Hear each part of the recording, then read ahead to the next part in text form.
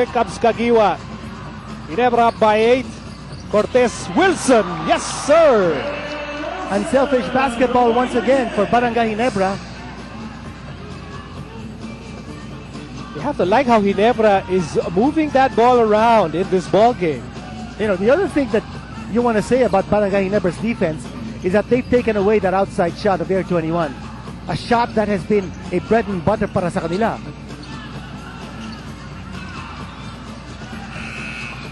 Another rebound para Kagiwa, and again he pushes the ball. And here's Willie Wilson. Willie Wilson over to Cortez. Outside Kagiwa. Kagiwa for 3.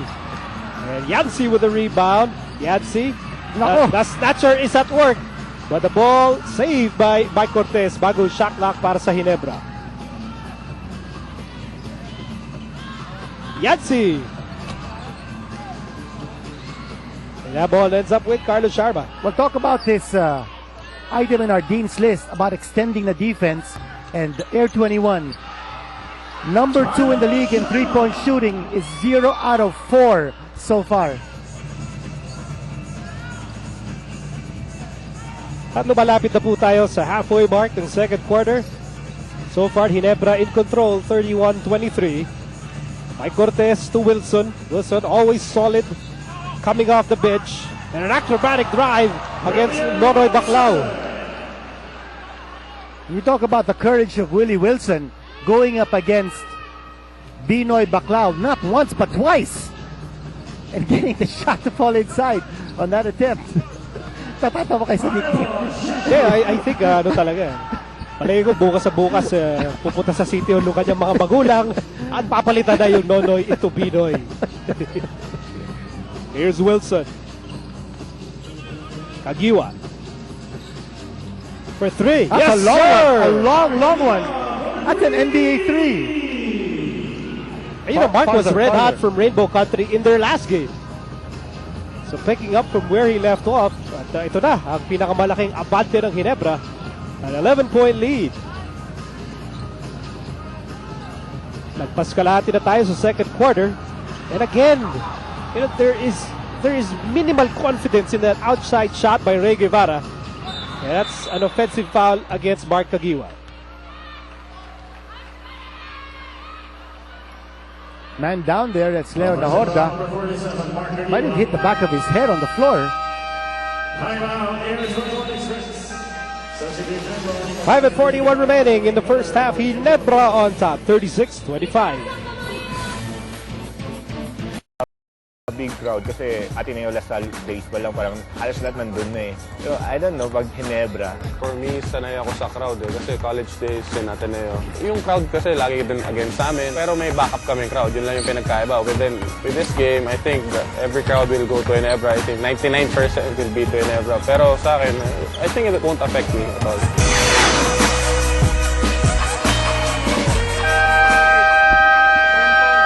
Well, may puntos si Rabat, si Nonoy, aka Binoy, according to Kinito. They are used to playing in high-pressure situations. This is a high-pressure situation. You're playing against crowd favorite Ginebra. And if nung araw, you know, they're always bolstered by shouts of one big fight in Go Ateneo, eh wala na ngayon yun. They realize that in a game like this, home court advantage goes to the team in red. Tsaka nahihiya na sila kay Carlos Sharma kasi tagalasal siya. Bali, kuya naman siya ni Rabay. Okay na. Ronnie Matias is now part of this game, and here's Baclao hitting from the outside. You know, talking about Ronnie Matias, he actually is this team's second leading offensive rebounder. Has a nice spring, especially from inside the painted area, and Willie Wilson continuing to score and challenge Binoy.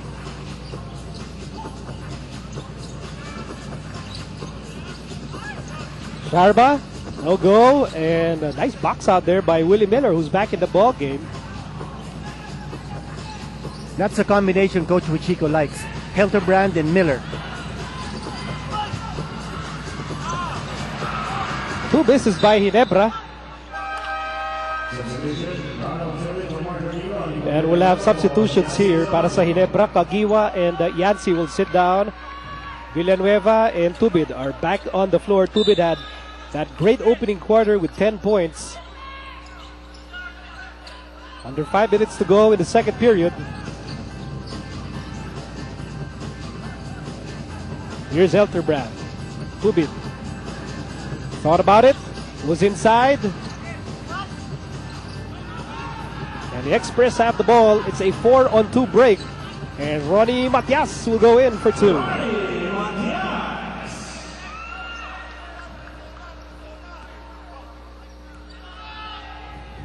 I have a feeling that if Yang Giao could clone Ronnie Matias, he would. It would be nice to have like 3 or 4 Ronnie Matiases in your team. You know, never afraid to take a shot. Exactly. He gives you a lot of hustle, and as you said, no, he's a shot maker. Look at that pass. You know, Willie Wilson is making things happen here for Barangay Ginebra. Unang-una, he's showing how you score against a shot blocking threat like Nonoy Baclao.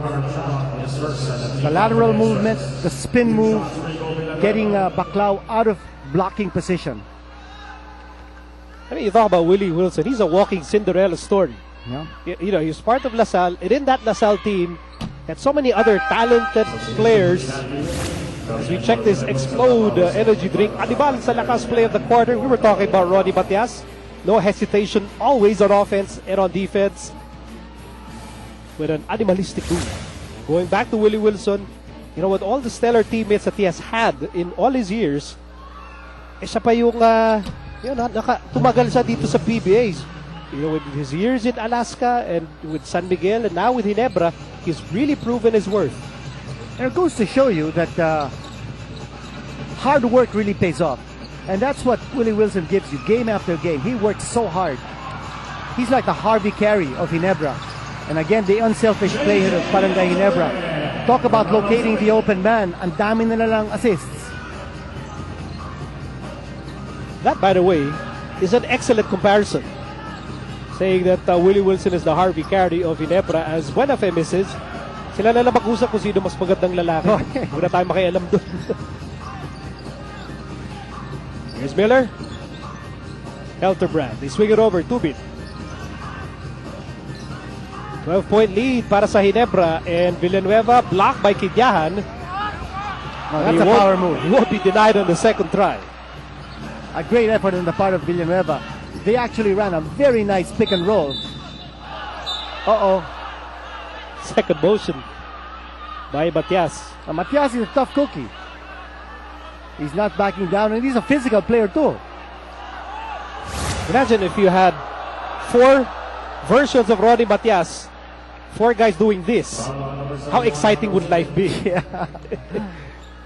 Okay. Now you wonder, was that a second motion? That's it. That's the second motion. We called it.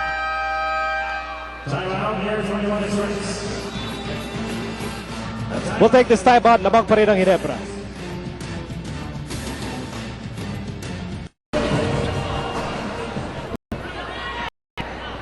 We still have over 2 minutes remaining in the first half. In the meantime, catch the Washington Wizards go up against the New York Knicks tomorrow, 9 a.m., followed by the Houston Rockets against the San Antonio Spurs. That's on Sunday, 9 a.m., both on Solar TV. Well, will Arenas be playing for the Wizards? I don't know if people still remember Gilbert Arenas the way John Wall has been playing. Had a spectacular game yesterday. Then, of course, the Knicks with Danilo Gallinari and Stoudemire all playing well. The Spurs are, that's a classic team. Oh, yeah. You still have Duncan and Manu Ginobili and Tony Parker. I thought Thiago Splitter would be playing for the Spurs. Well, he's been playing, but hasn't been really producing. Yeah. I'm glad I did not draft him for my NBA fantasy team. And all these Spurs players, I did not draft any of them because I felt they were kind of getting old, but they're producing and making me look like an idiot. You know, Splitter is supposed to be Duncan's heir apparent, but Duncan's playing well. Oh, he's playing well. Now, meantime, dito sa ating ball game, lamang ang Ginebra, 44-29.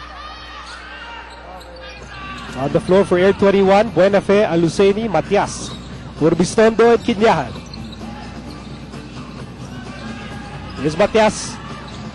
Nice pass. Oh, nice score. And Kiga now with 8 points. Pero lamang pa rin ang Ginebra as we did the last 2 minutes of the second quarter. Ginebra looks really comfortable here in the first half, Kinito. And they're moving the ball around. And they're locating their open man. I think that's very key. The players are all happy because they know that if they get themselves open, they're going to get the ball and they'll have a chance to score. And it doesn't matter who's on the court playing for Ginebra, no matter which 5. Almost, but not quite. 15 points sa labang ng Ginebra.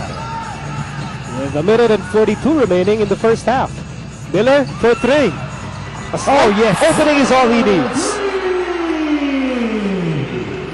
And I thought Air21 was expecting a pick and roll with Rico Villanueva, but instead, a pick and then a pop coming from Willie Miller. Buenafez had a miserable first half. And that defense is really focused on Ronjay Buenafez.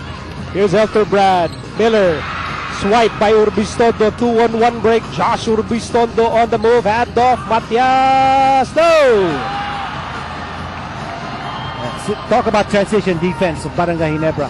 Stopping no fast break. Oh, nice move. Nice move! Almost, but not quite. But got the shot off, and he'll go to the line. And as the clock winds down, both teams have a minute left to battle it out for the second dagger. Catch Minute to Win It every Monday, 7 p.m. with replays every Saturday, 6:30 p.m. only on Solar TV. TV.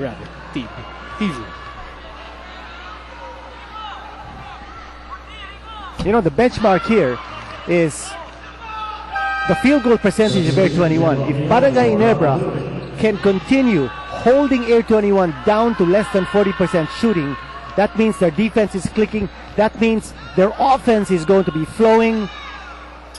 And that's the formula for winning a game. And right now, Air21 is shooting 37.9% from the floor.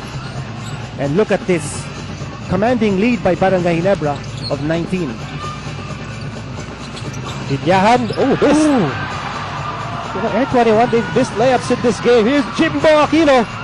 And even Jimbo Aquino is feeling it. And Ginebra running away here in the second quarter. Well, they're pouring it on. You know, this was a big test for Barangay Ginebra because we did mention that they're coming off 3 straight wins, but against teams that really didn't have dominant centers. But now they're up against a team with Baclao and Alasani. 3-on-1 fast break.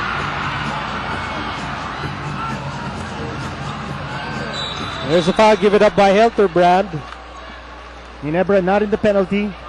But a lot of fouls to give. Let me ask you, Benito, are you surprised that Ginebra, with all the offensive runners that they have, are you surprised that they are swiftly becoming a rock-solid defensive team? If you tell you the truth, yes. And you take a look at that particular play. And I don't know whether Willie Miller has influenced this team, you know, because of his leadership, because of his veteran smarts.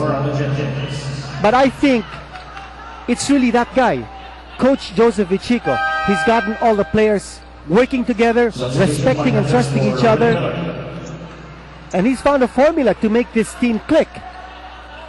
And he's also said that if you focus on defense, everything else will follow, because there's no question that this lineup here of Ginebra has a lot of offensive talent.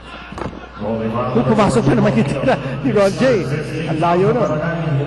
It's been a forgettable first half para kay Ron J. And the rest of the Express, really, they've been limited to just 31 points. So at the end of the first half, Yang Yao's team really getting bludgeoned here in the first half. Ginebra on top, 52-31. A very convincing performance in the first 2 quarters. Ronald Tubin with 11 points, but the story really has been Ginebra's defense. While holding down Air21 to just 31 points and less than 40% shooting. Kaya naman, ang kakausapin ngayon ni Chiki, isang defensive player, Willie Wilson. Chiki, take it away. Thanks, Miko. I'm with Willie Wilson. Willie, you're known to be a defensive player and a role player for Ginebra. But tonight, you're scoring well. You have 8 points already. Is this a strategy of Coach Jong to look for other scorers in the team? No, actually, the way our team